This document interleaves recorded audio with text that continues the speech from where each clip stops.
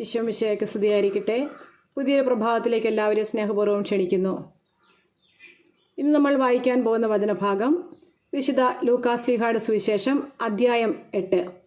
യേശുവിനെ അനുഗമിച്ച സ്ത്രീകൾ. അതിനുശേഷം യേശു പട്ടണങ്ങളിലും ഗ്രാമങ്ങളിലും ചുറ്റി സഞ്ചരിച്ച് പ്രസംഗിക്കുകയും ദൈവരാജ്യത്തിൻ്റെ സുവിശേഷം അറിയിക്കുകയും ചെയ്തു.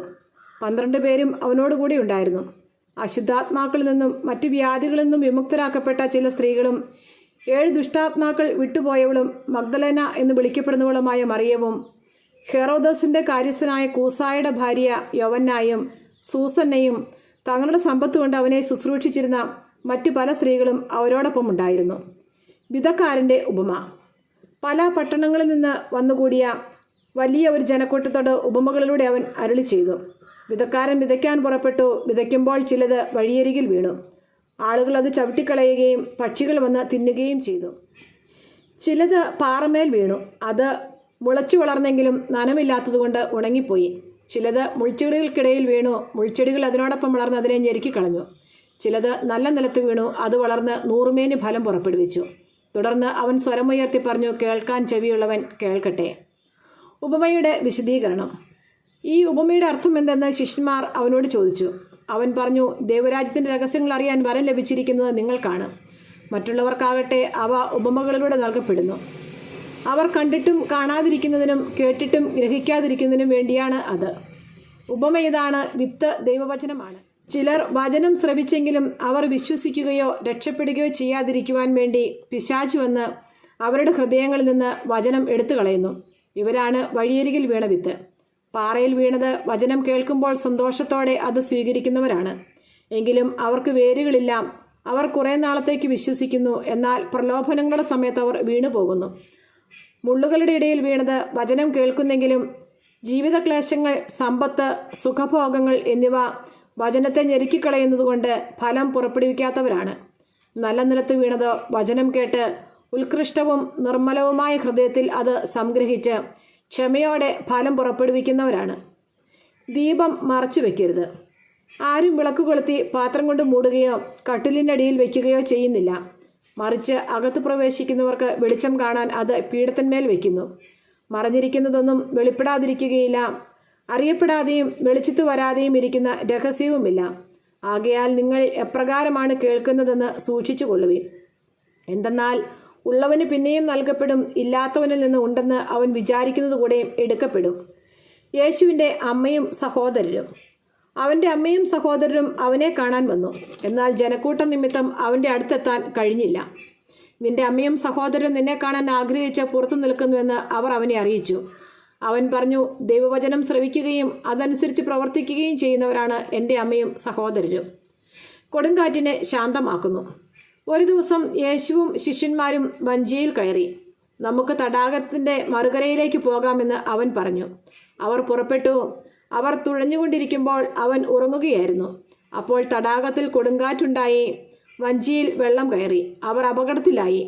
അവർ അടുത്തു വന്ന്, ഗുരോ, ഞങ്ങൾ നശിക്കുന്നു എന്ന് പറഞ്ഞ് അവനെ ഉണർത്തി. അവൻ എഴുന്നേറ്റ് കാറ്റിനെയും തിരകളെയും ശാസിച്ചു. അവ നിലച്ചു. ശാന്തതയുണ്ടായി. അവൻ അവരോട് ചോദിച്ചു, നിങ്ങളുടെ വിശ്വാസം എവിടെ? അവർ ഭയന്ന് അത്ഭുതത്തോടെ അന്യോന്യം പറഞ്ഞു, ഇവൻ ആരാണ്? കാറ്റിനോടും വെള്ളത്തോടും ഇവൻ കൽപ്പിക്കുകയും അവ അനുസരിക്കുകയും ചെയ്യുന്നുവല്ലോ. പിശാച് ബാധിതനെ സുഖപ്പെടുത്തുന്നു.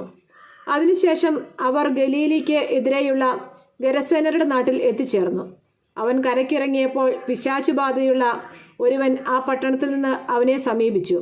വളരെ കാലമായി അവൻ വസ്ത്രം ധരിക്കാറില്ലായിരുന്നു. വീട്ടിലല്ല, ശവക്കല്ലറകളിലാണ് അവൻ കഴിഞ്ഞുകൂടിയിരുന്നത്. യേശുവിനെ കണ്ടപ്പോൾ അവൻ നിലവിളിച്ചുകൊണ്ട് അവൻ്റെ മുമ്പിൽ വീണ് ഉറക്കെ പറഞ്ഞു, യേശുവേ, അത്യുന്നതനായ ദൈവത്തിൻ്റെ പുത്ര, നീ എന്തിന് എൻ്റെ കാര്യത്തിൽ ഇടപെടുന്നു? എന്നെ പീഡിപ്പിക്കരുതെന്ന് ഞാൻ നിന്നോട് അപേക്ഷിക്കുന്നു. എന്തെന്നാൽ അവനിൽ നിന്ന് പുറത്തു പോകാൻ അശുദ്ധാത്മാവിനോട് യേശു കൽപ്പിച്ചു. പലപ്പോഴും അശുദ്ധാത്മാവ് അവനെ പിടികൂടിയിരുന്നു. ചങ്ങലകളും കാൽവിലങ്ങുകളും കൊണ്ട് ബന്ധിച്ചാണ് അവനെ സൂക്ഷിച്ചിരുന്നത്. എന്നാൽ അവൻ അതെല്ലാം തകർക്കുകയും വിജനസ്ഥലത്തേക്ക് പിശാച് അവനെ കൊണ്ടുപോവുകയും ചെയ്യുമായിരുന്നു. യേശു അവനോട്, നിന്റെ പേരെന്ത് എന്ന് ചോദിച്ചു. ലെഗിയോൻ എന്ന് അവൻ പറഞ്ഞു. എന്തെന്നാൽ അനേകം പിശാചുകൾ അവനിൽ പ്രവേശിച്ചിരുന്നു. പാതാളത്തിലേക്ക് പോകാൻ തങ്ങളോട് കൽപ്പിക്കരുതെന്ന് ആ പിശാചുകൾ അവനോട് യാചിച്ചു. വലിയൊരു പന്നിക്കൂട്ടം കുന്നിൻപുറത്ത് മേയുന്നുണ്ടായിരുന്നു.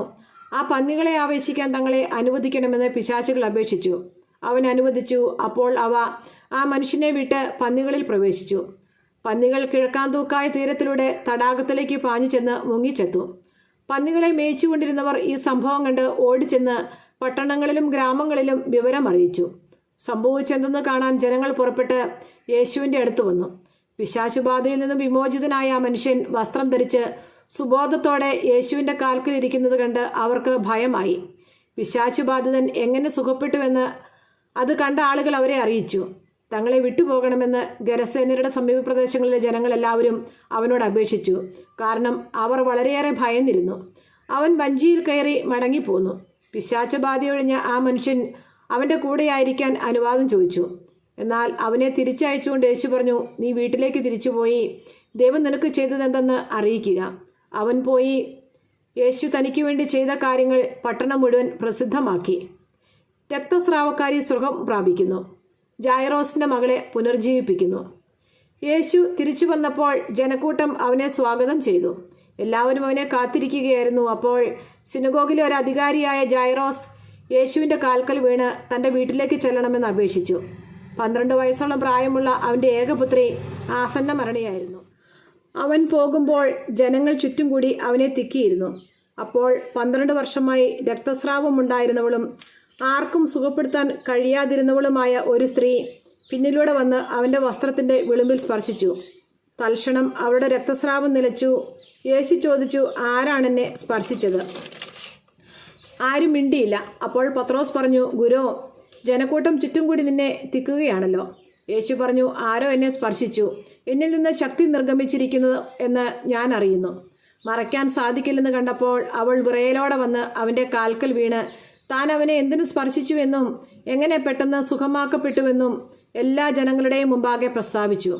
അവൻ അവളോട് പറഞ്ഞു, മകളെ, നിന്റെ വിശ്വാസം നിന്നെ രക്ഷിച്ചിരിക്കുന്നു. സമാധാനത്തോടെ പോവുക. അവൻ സംസാരിച്ചു കൊണ്ടിരിക്കുമ്പോൾ സിനഗോഗ് അധികാരിയുടെ വീട്ടിൽ നിന്ന് ഒരാൾ വന്ന് പറഞ്ഞു, നിന്റെ മകൾ മരിച്ചുപോയി. ഗുരുവിനെ ഇനിയും ബുദ്ധിമുട്ടിക്കേണ്ട. യേശു ഇത് കേട്ട് പറഞ്ഞു, ഭയപ്പെടേണ്ട, വിശ്വസിക്കുക മാത്രം ചെയ്യുക, അവൾ സുഖം പ്രാപിക്കും. അവൻ വീട്ടിലെത്തിയപ്പോൾ തന്നോടുകൂടി അകത്തു പ്രവേശിക്കാൻ പത്രോസിനെയും യോഹന്നാനെയും യാക്കോബിനെയും പെൺകുട്ടിയുടെ പിതാവിനെയും മാതാവിനെയും അല്ലാതെ മറ്റാരെയും അനുവദിച്ചില്ല. എല്ലാവരും കരയുകയും അവളെക്കുറിച്ച് വിലപിക്കുകയും ചെയ്തുകൊണ്ടിരുന്നു. അവൻ പറഞ്ഞു, കരയേണ്ട, അവൾ മരിച്ചിട്ടില്ല, ഉറങ്ങുകയാണ്. എന്നാൽ അവൾ മരിച്ചു കഴിഞ്ഞു എന്ന് അറിഞ്ഞിരുന്നത് കൊണ്ട് അവർ അവനെ പരിഹസിച്ചു. അവൻ അവളുടെ കൈക്ക് പിടിച്ച് അവളെ വിളിച്ചുകൊണ്ട് പറഞ്ഞു, ബാലികെ, എഴുന്നേൽക്കുക. അപ്പോൾ അവളുടെ ജീവൻ തിരിച്ചു വന്നു. ഉടനെ അവൾ എഴുന്നേറ്റിരുന്നു. അവൾക്ക് ആഹാരം കൊടുക്കാൻ അവൻ നിർദ്ദേശിച്ചു. അവളുടെ മാതാപിതാക്കന്മാർ അത്ഭുതസ്തബ്ധരായി. ഈ സംഭവം ആരോടും പറയരുതെന്ന് അവൻ കൽപ്പിച്ചു.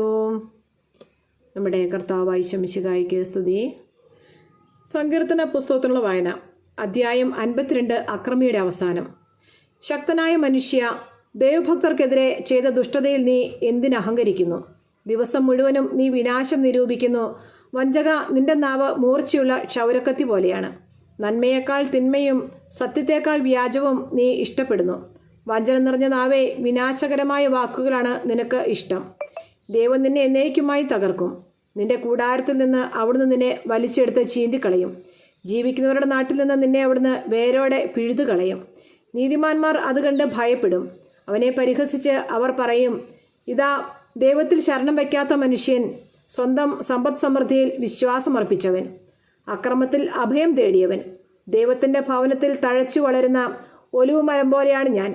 ദൈവത്തിൻ്റെ കാരുണ്യത്തിൽ ഞാൻ എന്നേക്കും ആശ്രയിക്കുന്നു. അങ്ങ് നൽകിയ അനുഗ്രഹങ്ങളെ പ്രതി ഞാൻ എന്നേക്കും അവിടുത്തോട് നന്ദി പറയും. അങ്ങയുടെ ഭക്തരുടെ മുമ്പിൽ ഞാൻ അങ്ങയുടെ നാമം പ്രകീർത്തിക്കും. എന്തെന്നാൽ അത് ശ്രേഷ്ഠമാണ്. ദൈവമായ കർത്താവിന് സ്തുതി.